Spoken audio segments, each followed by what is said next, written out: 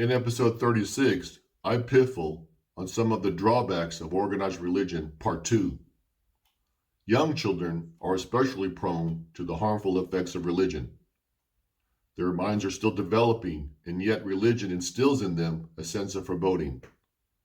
They are taught to believe that if they do not adhere to the specific religion doctrine being forced upon them, then they are risking grave punishment and possibly even eternal damnation.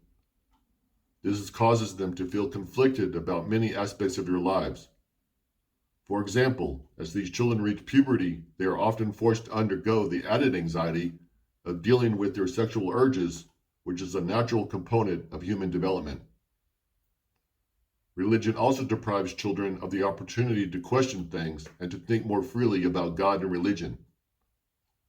To label children as a Jewish child, a Christian child, a Muslim child, or any other is unreasonable, since they are too often too young to decide these major questions of religious identity for themselves. Parents and their religious communities all place inappropriate pressures on their children, forcing them to conform to what adults have interpreted as the will of God. Religion has often been the tool for demeaning behavior towards women and young girls. Islam, for example, has permitted older men to marry girls as young as 9 years old.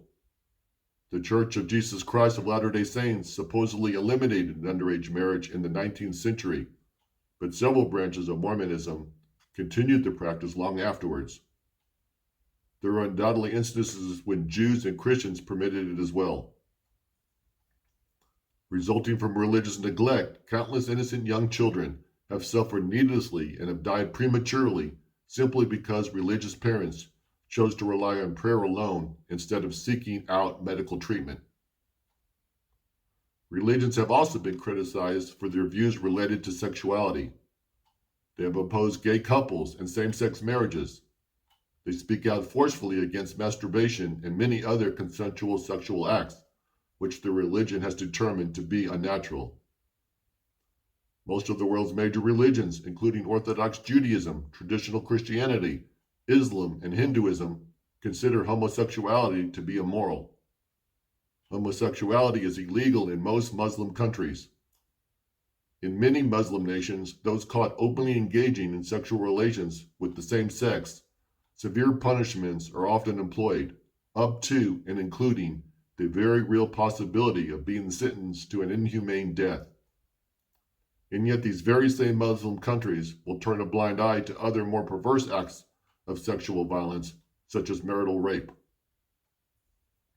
Around the world, genital modification and mutilation is also prevalent today. Jews still endorse ritual circumcision conducted in a public forum.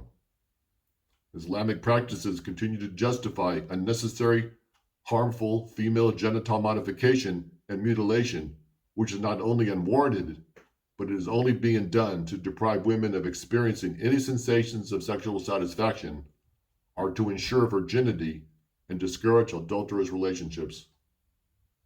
Hundreds of years ago, the Christian Church both condoned the torture and even the killing of women whom they suspected of being witches. They justified their actions by citing a passage in Exodus, which prescribed that thou shalt not suffer a witch to live.